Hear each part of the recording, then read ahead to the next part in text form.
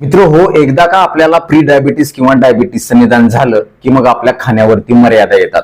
बरेच जण म्हणतात हे खाऊ नका ते खाऊ नका. मग आपल्याला प्रश्न पडतो नेमकं खायचं काय जेणेकरून माझ्या रक्तातील साखर जास्त वाढणार नाही, माझं पोषण होईल, भूक चांगली शमवली जाईल, तृप्ती मिळेल आणि मी खाल्लेल्या अन्नाचा माझ्या शरीरावर दुष्परिणाम होणार नाही.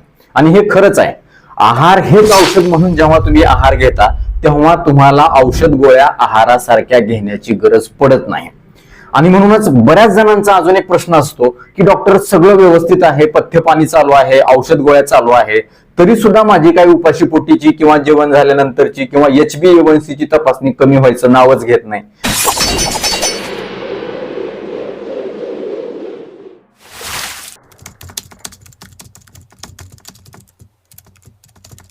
कारण त्यामध्ये आपण एक अत्यंत गंभीर चूक करत असतो, ती म्हणजे आपल्या खाण्याबाबत, आहाराबाबत. काय नेमकं खाल्लं म्हणजे माझ्या रक्तातील साखर अचानक वाढणार नाही याबद्दल आपल्याला शास्त्रीय माहितीच नसते आणि त्याच्यामुळे सगळा गोंधळ होऊन बसतो. आरोग्याचं वाटोळ होतं, पैशाचं वेळेचं वाटोळ होतो, शेवटी उरतो तो फक्त मनस्तापच. आणि म्हणूनच आजच्या व्हिडिओमध्ये मी तुम्हाला असे 7 पदार्थ सांगणार आहे. तुम्ही प्री डायबेटिक असू द्या किंवा डायबेटिक असू द्या किंवा तुम्हाला डायबिटीस होऊ द्यायचं नसेल तरी सुद्धा हे पदार्थ तुम्हाला अत्यंत चांगल्या प्रकारे मदत करणार आहेत. आणि या 7 पदार्थांचा जर तुम्ही तुमच्या दररोजच्या आहारामध्ये नियमितपणे समावेश केला तर मी खात्रीशीरपणे 100% सांगू शकतो की तुम्हाला चालू असणारी डायबिटीसची औषधं गोळ्या तुमच्या डॉक्टरांच्या सल्ल्याने कमी किंवा बंद होऊ शकतात. आणि तुम्हाला तुमच्या शरीरावरती डायबिटीसचे होणारे जे दुष्परिणाम आहेत ते देखील याच्या माध्यमातून अतिशय चांगल्या प्रकारे टाळता येणार आहेत. मग किडनीवर होणारे दुष्परिणाम असतील, डोळ्यावर, चेतापेशीवर, मेंदूवर, हृदय रक्तवाहिन्यांवर होणारे दुष्परिणाम असतील, हे देखील तुम्हाला या आहाराच्या माध्यमातून अतिशय चांगल्या प्रकारे टाळता येणार आहेत. आणि सगळ्यात महत्वाचे हे पदार्थ तुम्ही जेवताना खाऊ शकता किंवा जेवण झाल्यानंतर 2 जेवणाच्या मध्ये जेव्हा तुम्हाला भूक लागते तेव्हा देखील याचा अतिशय चांगला फायदा होणार आहे. कारण बरेच पेशंट सांगतात की डॉक्टर एकदा जेवलं की परत आम्हाला सारखं खाऊ खाऊ वाटतं, भूक लागते, तृप्तीच होत नाही, सतत काहीतरी तोंडामध्ये टाकावं असं वाटतं. मग अशा वेळी आम्ही काय करावं तर अशा वेळी देखील हे पदार्थ तुम्हाला अतिशय चांगल्या प्रकारे नैसर्गिकरित्या रक्तातील साखर नियंत्रित ठेवण्यासाठी मदत करणार आहेत. तुमची भूक भागणार आहे, तृप्ती मिळणार आहे, तुम्हाला खाऊ खाऊ होणार नाही. मात्र विनंती असेल की हा व्हिडिओ तुम्ही पुढे न पळवता शेवटपर्यंत नीट लक्ष देऊ नका.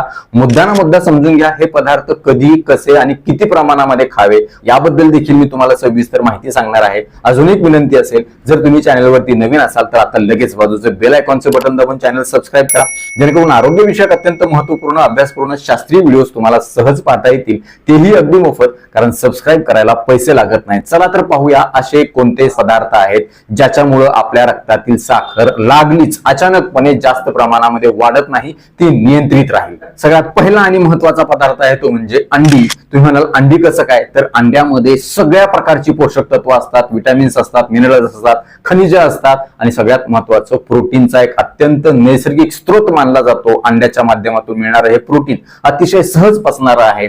मात्र अंड कसं खायचं हे बऱ्याच जणांना माहित असतं, जेणेकरून आपली रक्तातील साखर वाढणार नाही. अंड तुम्ही उकडून खाण्याला प्राधान्य द्या. असा अभ्यास आहे की डायबिटीस पेशंट आठवड्यातून 5 ते 10 अंडी सहज खाऊ शकतो. कुठलाही दुष्परिणाम त्यांच्यावरती अंड्याचा होणार नाही. मात्र हे अंड जेव्हा तुम्ही उकडून खाता तेव्हा एक संपूर्ण अंड तुम्ही त्या पिवळ्या बलकासहित खा. दुसरं किंवा तिसरं अंड जर तुम्हाला घ्यायचं असेल तुमच्या आहारामध्ये तर त्याच्यातला पिवळा भाग तुम्ही काढून टाका, फक्त पांढरा भाग तुम्ही खा. यासोबतच अंड तुम्ही कधीही फ्राय करून खाऊ नका, त्याचं ऑमलेट करून खाऊ नका किंवा त्याची रस्सा भाजी करून अंडा करी देखील खाऊ नका. कारण जेव्हा तुम्ही अंडा करी किंवा अंडा ऑमलेट खाता तेव्हा त्याच्याबरोबर ब्रेड किंवा चपाती खाण्याची शक्यता असते. अशा वेळी तुमच्या रक्तातील साखर ही कमी होण्याच्या ऐवजी वाढेल आणि त्याचा दुष्परिणाम तुम्हाला होईल. म्हणून तुम्ही अंड फक्त उकडलेलंच खा, नक्कीच तुम्हाला याचा फायदा होईल. 2 नंबरचा पदार्थ आहे तो म्हणजे मांसाहार. त्याच्यामध्ये सगळ्यात पहिल्यांदा महत्वाचा पदार्थ आहे तो म्हणजे गुबगुबीत मासे, ज्याला खूप जास्त फॅट आहे. या मास्यामधलं जे फॅट आहे ते अतिशय हेल्दी असतं, ज्याच्यामध्ये ओमेगा 3 फॅटी ऍसिड्स असतात, वेगवेगळी प्रथिनं असतात, जीवनसत्व देखील चांगल्या प्रकारे याच्यामध्ये असतं, व्हिटॅमिन डी देखील मुबलक प्रमाणामध्ये मिळतं, कॅल्शियम मिळतं, खनिजे मिळतात आणि या मास्याचा अतिशय चांगला फायदा होतो. मांसाहारामध्ये तुम्ही चिकन किंवा मटन देखील खाऊ शकता, परंतु बऱ्याच जणांना मांसाहार म्हटलं की मग त्याच्यामध्ये त्याच्यामध्ये रस्सा भाजी आलं, फ्राय आलं, अजून काय आलं, ह्या वेगवेगळ्या रेसिपी करण्याच्या ऐवजी मांसाहार कसा करायचा आहे, मांसाहार तुम्ही उकडून किंवा शिजवून किंवा भाजून, ज्याला आपण रोस्टिंग किंवा ग्रिलिंग असं म्हणतो, अशा पद्धतीचा तुम्ही मांसाहार घेतला पाहिजे. तो देखील प्रमाणातच खाल्ला पाहिजे. आणि सगळ्यात महत्वाचं, कुठल्याही मांसाहाराबरोबर तुम्हाला चपाती किंवा भाकरी खायची अजिबात नाही जेव्हा तुम्ही मांसाहार करता, कारण याच्यामध्ये मुबलक प्रमाणामध्ये प्रोटीन आहे आणि कार्बोहायड्रेटचं प्रमाण फार कमी आहे. जेव्हा फक्त आणि फक्त मांसाहार तुम्ही करता कमी प्रमाणामध्ये, तेव्हा चांगलं प्रोटीन मिळतं, तृप्ती मिळते, पोट चांगलं भरतं, खावकाव होत नाही, शरीराचं पोषण होतं आणि रक्तातील साखर देखील चांगल्या प्रकारे नियंत्रित राहते. त्यामुळे डीप फ्राय केलेले किंवा अजून काही रस्सा भाजी केलेले, तरी केलेले किंवा ग्रेव्ही असणारा मांसाहार तुम्हाला वर्ज करायचा आहे, लक्षात ठेवा. नाहीतर डॉक्टरनी सांगितले मांसाहार करा, हानाकूस करून, असं अजिबात नको. तिसरा महत्वाचा पदार्थ आहे रक्तातील साखर अचानकपणे जास्त वाढू न देणारा, तो म्हणजे मखाना. मखाना सगळीकडे बाजारामध्ये मिळतो. हा मखाना तुम्ही बाजारातून आणून तुपामध्ये, साजूक तुपामध्ये, गाईच्या तुपामध्ये किंवा साध्या तेलामध्ये थोडंसं मीठ टाकून, सैंधव मीठ टाकून हलकसं तव्यावर भाजून घ्या. तव्यावरच थंड होऊ द्या आणि बरणीमध्ये भरून ठेवा आणि भूक लागेल तसं वरचेवर तुम्ही एक एक प्लेट हा खाऊ शकता.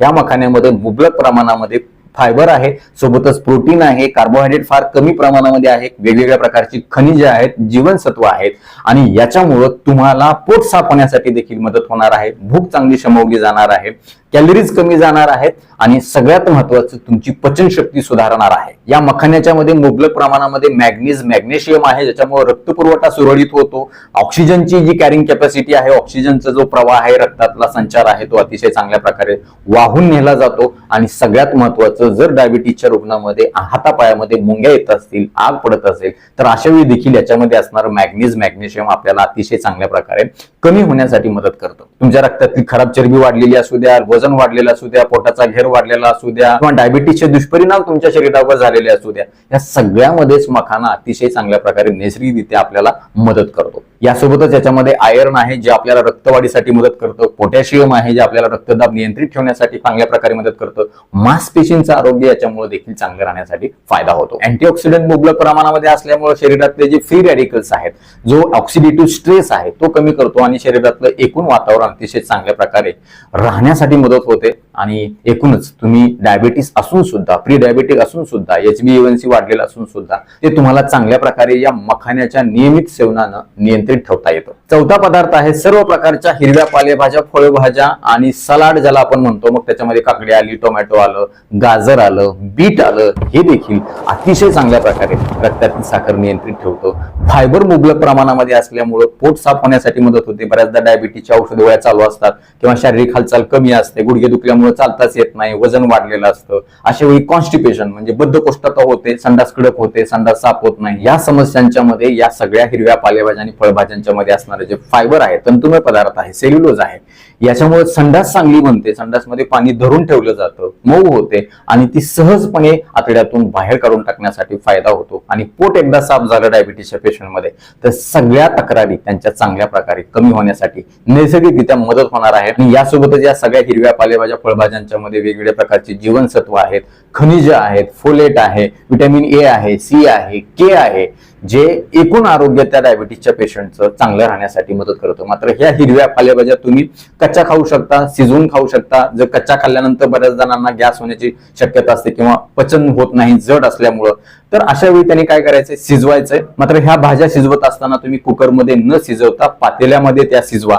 नक्कीच तुम्हाला याचा फायदा होईल. या वेगवेगळ्या प्रकारच्या भाज्यांचं सूप तुम्ही करून पिऊ शकता किंवा काकडी, टोमॅटो, गाजर, बीट, कांदा याचे बारीक बारीक तुकडे करून ते तुम्ही मोड आलेल्या कडधान्यामध्ये मिसळा आणि त्याची चांगली भेळ तयार करा. अतिशय चांगला नाश्ता, अतिशय चांगला 2 जेवणामधलाचा किंवा स्नॅक्स तुमचा तयार होतो, जेणेकरून तुमच्या रक्तातील साखर अतिशय वेगानं वाढत नाही, ती नियंत्रित राहण्यासाठी नैसर्गिकरित्या मदत होते. पाचवा महत्वाचा पदार्थ आहे तो म्हणजे सर्व प्रकारच्या तेलबिया, ज्याला आपण ऑइली सीड्स असं म्हणतो. ह्या ऑइली सीड्स मध्ये असणारे जे हेल्दी फॅट आहे, यासोबतच याच्यामध्ये असणारी खनिज, जीवनसत्व, कॅल्शियमची मात्रा भरपूर प्रमाणामध्ये असल्यामुळे याचा आपल्या शरीराला अतिशय चांगला फायदा होणार आहे. या तेलबिया कोणत्या आहेत मग? जवस आहे, सूर्यफुलाच्या बिया आहेत, भोपळ्याच्या बिया आहेत किंवा बदाम आहे, अक्रोड आहे. सगळ्यात महत्वाचं शेंगदाणे, शेंगदाण्याला गरीबाचे बदाम म्हणतात. ह्या शेंगदाण्यामध्ये बदामापेक्षा किंवा अक्रोडापेक्षा सुद्धा जास्त प्रोटीन असतं. शेंगदाणे तुम्ही भिजवून खाऊ शकता, कच्चे खाऊ शकता, भाजून देखील खाऊ शकता. मात्र शेंगदाणे तुम्ही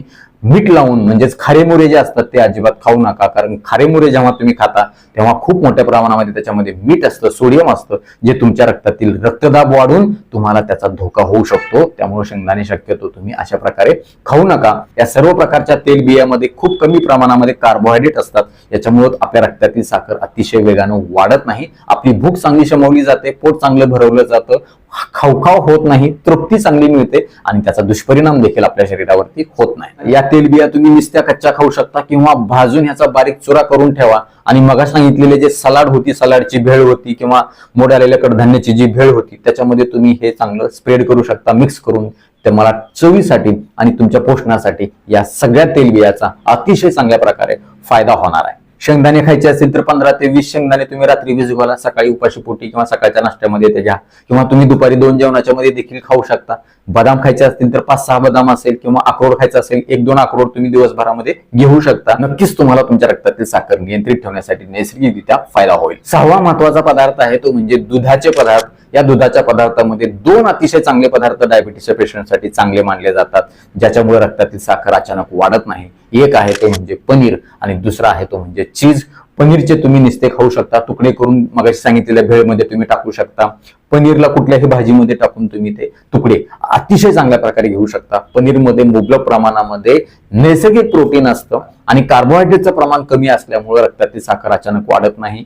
रक्तातील साखरेवर नैसर्गिकरित्या नियंत्रण ठेवण्यासाठी हे पनीर आणि चीज आपल्याला मदत करणार आहे. मात्र हे पनीर खात असताना तुम्ही सकाळच्या नाश्त्यामध्ये किंवा दुपारच्या जेवणामध्ये घ्या, रात्रीच्या सायंकाळच्या जेवणामध्ये अजिबात घेऊ नका. आणि 7वा महत्वाचा पदार्थ आहे तो म्हणजे फुटाणे. फुटाणे खात असताना मात्र ते सालीसहित खा.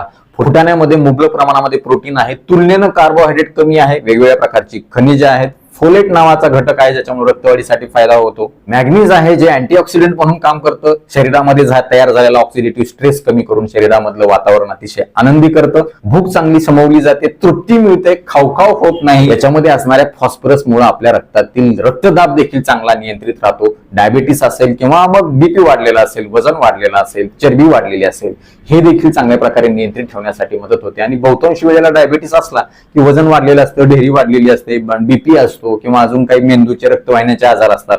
या सगळ्याच आजारामध्ये हे सगळेच पदार्थ आता सांगितलेले 7च्या 7 पदार्थ आपल्याला अतिशय चांगली मदत करणार आहेत. यासोबतच हे फुटाणे आपल्या केसाच्या, त्वचेच्या, हाडांच्या, मांसपेशींच्या, सांध्याच्या आरोग्यासाठी देखील अतिशय वरदान ठरणार आहेत. लो ग्लायसेमिक इंडेक्स असल्यामुळे याचे दुष्परिणाम आपल्या शरीरावर कशाही प्रकारे होणार नाहीत. 2 जेवणाच्या मध्ये भूक लागल्यानंतर तुम्ही फुटाणे खाऊ शकता. साधारण एक मुठभर फुटाणे जर तुम्ही दिवसभरामध्ये खाल्ले तर अतिशय चांगला फायदा तुम्हाला याचा होणार आहे. त्यामुळे नक्कीच हे 7ही पदार्थ तुमच्या दररोजच्या आहारामध्ये आवर्जून समाविष्ट करा. मात्र हे समाविष्ट करत असताना त्याचं प्रमाण हे कमीच असावं, मर्यादित असावं. आता डॉक्टरनी सांगितले कितीही खा चांगला असते म्हणून कितीही त्याचा बडीमार करा, पण लक्षात ठेवा अति तिथं माती असते. कुठलाही पदार्थ डायबिटीसच्या पेशंटनं प्रमाणातच खावा. तो जर प्रमाणात खाल्ला तरच त्याचे औषधासारखे परिणाम आपल्या शरीरावर होतात. कारण कुठलीही गोष्ट जेव्हा तुम्ही कमी प्रमाणात खाता ती औषधासारखं काम करते आणि तो पदार्थ कितीही चांगला असला शरीरासाठी आणि जर तो जास्त प्रमाणामध्ये तुम्ही घेत असाल तर तो आपल्याला आजार निर्माण करणारा आहे. त्याचे औषधी गुणधर्म आपल्या शरीरावर होणार नाहीत. यासोबतच तुमच्या रक्तातील साखरेची पातळी नियमितपणे तपासा. तुमच्या डायबिटीसच्या डॉक्टरांचा आवर्जून सल्ला, उपचार, वेळोवेळी मार्गदर्शन घ्या आणि तुम्हाला नक्कीच डायबिटीस सोबत तुमचं आयुष्य चांगलं जगता येईल. डायबिटीसची गोळी तुमची कमी किंवा बंद करता येऊ शकते तुमच्या डॉक्टरांच्या सल्ल्याने. या सगळ्या गोष्टी जर तुम्ही आहारामध्ये समाविष्ट केल्या तर नक्कीच मित्र हा व्हिडिओ तुम्हाला उपयुक्त वाटलाच असेल याची मला खात्री आहे. की अशा प्रकारची शास्त्रीय माहिती कुठलाही डॉक्टर तुम्हाला इतक्या तळमळीनं, पोटतिडकीनं सांगणार नाही. पण मी मात्र माझ्या दिवसभराच्या व्यस्त वेळेतून आवर्जून तुमच्यासाठी वेळ काढून ही माहिती तुम्हाला तुमच्यापर्यंत पोहोचवते, तुम्हाला नियमितपणे, प्रामाणिकपणे सांगतोय. माझी एकच भावना आहे की तुम्हा सर्वांचं, तुमच्या घरातल्या सगळ्या लोकांचं आयुष्य चांगलं व्हावं, तुम्ही निरोगी राहावं, तुम्हाला कुठला आजार होऊ नये, झालाच तर तो लवकर दुरुस्त व्हावा आणि एकूणच आपल्या समाजाचं संपूर्ण आरोग्य चांगलं राहावं आणि एकूण समाज आनंदी आणि निरोगी राहावा, हीच माझी प्रामाणिक भावना अशा प्रकारचे व्हिडिओ करण्याच्या मागे असते. म्हणून नक्कीच हा व्हिडिओ तुम्हाला उपयुक्त वाटला असेल तर लाईक करा, कमेंट बॉक्समध्ये आम्हाला तसं कळवा. ते कळवत असताना आपल्या गावाचं नाव लिहा. हा व्हिडिओ जास्तीत जास्त मित्र नातेवाईकांना शेअर करा जेणेकरून त्यांना देखील त्यांच्या रक्तातील साखर नैसर्गिकरित्या कंट्रोल करता येईल, त्यांना देखील खावखाव होणार नाही, भूक चांगली शमवली जाईल आणि डायबिटीस त्यांचा वाढणार नाही, त्याचे दुष्परिणाम त्यांच्या शरीरावर होणार नाहीत. ते तुम्हाला थँक्यू म्हणतील, मला देखील दुवा देतील, आशीर्वाद देतील. परत एकदा जाता जाता विनंती करतो, जर चॅनल सबस्क्राईब केलं नसेल तर सबस्क्राईब करा. आपल्या मित्र नातेवाईकांना देखील आवर्जून सबस्क्राईब करायला सांगा, कारण तुम्ही केलेले सबस्क्रिप्शन, तुम्ही केलेल्या लाईक्स, तुम्ही केलेल्या छान छान कमेंट हेच आमच्यासाठी टॉनिक असतं. ज्या टॉनिकच्या बळावर, जीवावर आम्ही या पुढच्या काळात देखील अजून चांगले आरोग्यविषयक शास्त्रीय व्हिडिओ बनवण्यासाठी प्रयत्न करू. त्यासाठी आम्हाला प्रेरणा मिळेल. तुर्तास आजच्या व्हिडिओमध्ये इथंच थांबूया. लवकरच भेटूया नवीन व्हिडिओमध्ये नवीन विषयासह. तोपर्यंत आनंदी राहा, निरोगी राहा. धन्यवाद.